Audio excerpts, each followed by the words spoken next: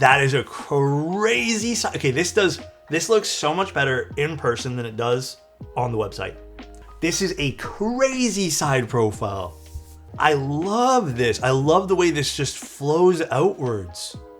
This is a new keyboard called the Smoke 65. If you guys want to know like some history about Sensy, they're a design group in China, or a studio rather. They are the people who debuted with the Seal keyboard, if you guys remember the Seal, which was a very pretty keyboard. So pretty cool. This is going to be independent, I believe, from when they were working with Vertex and all that stuff. So I actually don't know who's manufacturing this, but this is going to be a fun one. It has a bunch of different colors. It has a very unique shape, which we'll get to see. And it has, I kind of wish they used the badge, because they have a Damascene, which I don't really know what it looks like, but they have some cool accents for the badge on this, on the bottom, that they're charging you like $20 extra for, but so cool. But it starts at $400, the keyboard. Basic default layouts come in different colors, so you can get black, silver, red, green, blue, purple, brown, and white. A solder PCB, WinKey or WinKeyless 65, which is hard to come by. We like that. A WinKeyless 65. And then you get choices between different badges, different weight options, and different plates. The standard weight is brass. I really think that's mostly all you'll ever need, but you can get a copper or a stainless steel badge, or weight, sorry. But yeah, $400 to start. Mostly everything starts at $400 for all the colors. If you want a PCB that's a hot swap variety, it's an extra $7. But let's take a look. I purposely didn't want to show the screen on this one, so I can actually show you guys the board. So nice hard shell case. Okay, it's one of these ones where you open it and then it just goes right back into place. Oh, wait, is this the thick plate? Wait, this is sick actually. Oh! Wait, this is actually nice. That is a crazy size. Okay, this looks so much better in person than it does on the website. This is a crazy side profile. I love this. I love the way this just flows outwards. It is almost like an exaggerated dune, but all of us, I think this actually looks a little bit better in my opinion. Ooh, I don't know if I like this. The off-centered USB-C. I'm sure there's a reason for that. Not that it really matters, but some people might not like that. Love this back though. Like the design of the back, other than the placement of the USB-C, which is, again, I think that's going to be purely preference. I would have liked it to be centered, but let's see if there's a reason. Very, very cool. It could be aligned with the blockers. Actually, I don't think so. No, aligned with the blockers would be like right here. I think this is just off-centered for something. Yeah, it has this really cool gap in between, which I think is kind of beautiful, to be honest. And then here's that Damascus piece bottom. I kind of wish there was something on the top to show off this really cool piece of Damascus. This is really pretty. Look how this just comes in over here too. Damn! Yeah, dude, a full Damascus bottom. I don't know how much that would cost, but they should have ran a special edition. We have some, are these push-in feet or adhesive? They're adhesive. I love this side profile, bro. This is nice. This is also a, is this an unwipe plate or something? One of those really thick ones? And I gotta open this up. I gotta see what's inside this now. This is pretty. You know what? That off-center USB-C kind of looks neat. Well, okay, maybe until we plug it in, but I kind of like how it's a little off-centered with this like piece in the back over here. And then we have a little lip in the front. This is really pretty. I gotta see which plate this is. I didn't know what plate they were sending. Ooh, this sits on the desk real pretty, dude. The lip is also off-centered, yes. It lines up with the back, which this looks like it's more aligned for the alphas than the back did. I guess it's the same. Maybe it is more aligned for that. Although I would figure more aligned would be like, oh, maybe it is aligned. I think, actually, no, it's a little misaligned. It would be here. That would be true aligned. This is cool, though. Damn. Yeah, you can see how it's shaped differently in the front. All right, so I think right now my only criticism or like irk on this is I don't like the aligning. But you could like the aligning because, again, some people don't like symmetry. Some people like asymmetry. So This could be something that you enjoy for that reason. This is pretty from the side. I gotta say, I love this like almost foot of a weight. Has some nice weight to it too. Cool. Wait, I want to open this up before we look at the. Actually, no. Let's look at the accessories first. Let's pause. A little user manual where science meets sense. This is so cute. All right, so this is actually a 1, 2, 3, 4-piece build with badges. So, okay. Check keyboard, assembly. So we do have to take off the bottom screws over here. I really like this color of PCB. I will take some more of this. This is beautiful. Is this solder? Yeah, this is solder. Nice, I get to solder today? Whoa. It's the last time I soldered a prototype build. We have lots of options. I think, what are all these options for the spacebar? Is this also support? Oh, 7U for both WinKey and WinKeyless are in different spots. That makes sense. It's nicely labeled too, which I really appreciate, but look how many options you get, dude. We have, I mean, no ISO, which is a bit of a shame for people who like ISO and want this board. So I guess you're gonna be out of luck there. But we do have pretty much every other option other than ISO for solder. Although I do encourage them to maybe look at ISO. I think you're kind of cutting off a market there for anyone who wants this. But very nice. I love this color of PCB. The design obviously matches the back of the keyboard. Cool. We got the reset button on the bottom. Pogo pin connectors. Hell yeah. I guess let's take this apart because I need to access the plate anyways. Then we have like a little gasket things here. All right. We're gonna make this a serious ask. This is not just to this studio. This is everybody in the keyboard hobby who's making keyboards. Guys, people who are designing things, can we please consider, maybe just for a hot minute, all right, just 1 minute of your brain, can we consider perhaps using magnetic screws? Thoughts?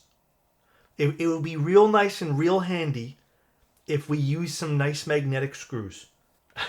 This is, again, not just to this board. This is literally every board in the last little bit. I feel like nobody uses them anymore. I don't know why, but it'll be real nice. Real nice, I think. I would fancy that. The IC page says the screws will be magnetic. Okay, this is actually something that I hate to say. A lot of times I hear that the screws will end up being magnetic, and it ends up not. So, it would be real nice.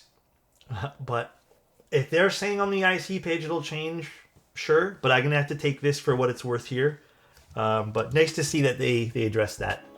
So this is a separate whole encapsulament thingy for your keyboard. I like this. So this is pretty flat here on the bottom. And then we have a little shroud which houses our pogo pin connector, which I think this has some wiggle room. I hope this doesn't create a hard spot on the keyboard. And then you can see this is a separate piece against the weight here, which is cool. All right, Sensy. All right. We got a little serial code there, and then we got some design feature here of some sort, which I guess act as alignments, I want to say. I do like the color of this keyboard though, man. I'm vibing with this. And already my mind is saying, put sloth on, or a beige set. But maybe we try something different today. Maybe we don't go beige.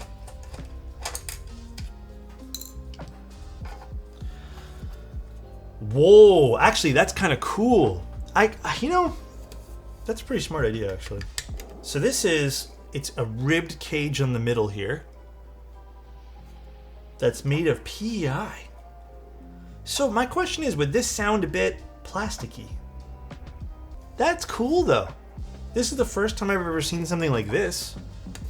So yeah, it's a PEI bottom plate here. Do all of them have PEI? Is there an option to get something else? I think all of them do. Yeah, so it's part of the frame. This is interesting.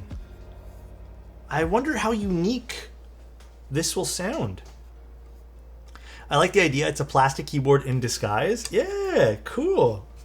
So it does have some raised parts or ribbed parts here, which should help bounce sound around a little bit too, and probably help with the enclosure height. So right away, okay, there's a lot of screws with this build. Not that I don't mind that. I really don't mind there being screws. Like, it's not a bad thing. But for those who just hate disassembling things, I don't think this would be a board you probably buy to just reassemble over and over and over again. And then we have our little inserts here, which act as like little burger mounts, so to speak, on the top.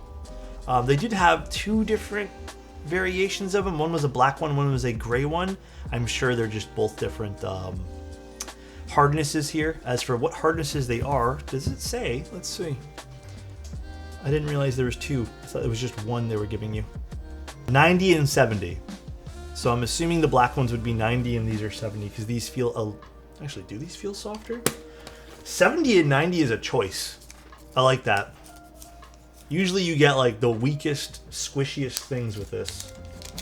Oh no, these might be 70 and these might be 90. We'll try what's in the keyboard to start with. That's cool. So this is what's going to be kind of mounting for the top mount here.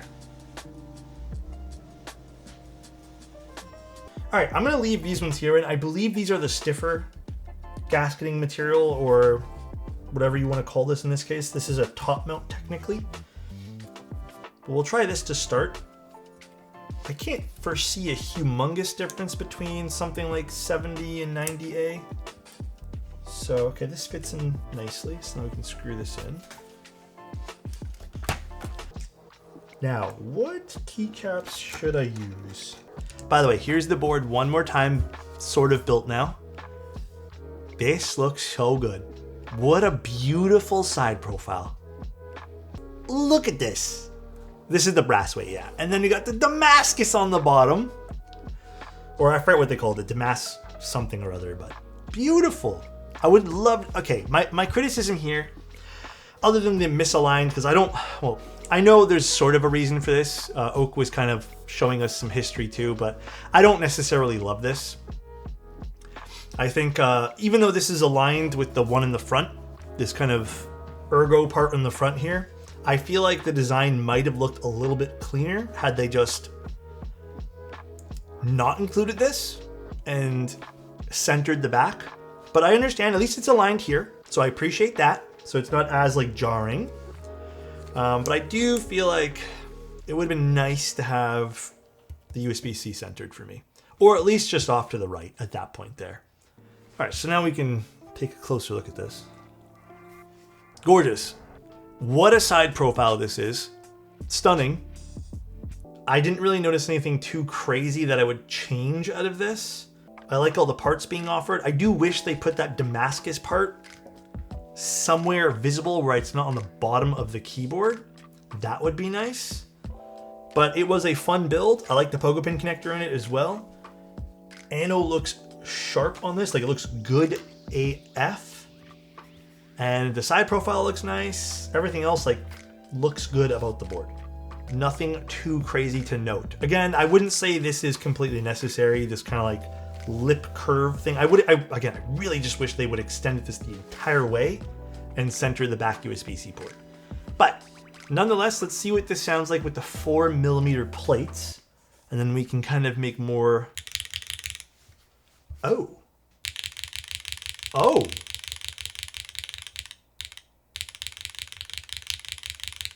Very nice tonality out of this already. This is a 4mm plate.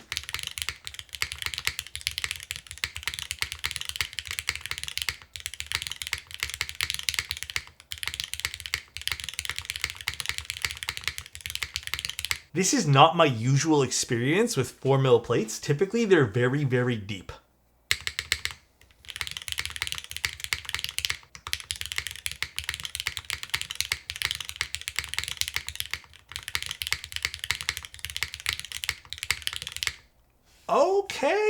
Okay. This is a PEI plate that's 4mm, so it's thick. It's a thick plate. Okay, though. I like this. It could be because of the plate material. It also could be, too, that they added a PEI base in between this. So it's not just typing on this thick PEI plate against aluminum. It's actually PEI sandwiched in between more PEI, which is interesting. I would actually love to see this with the aluminum plate as well. Mods all sound really good.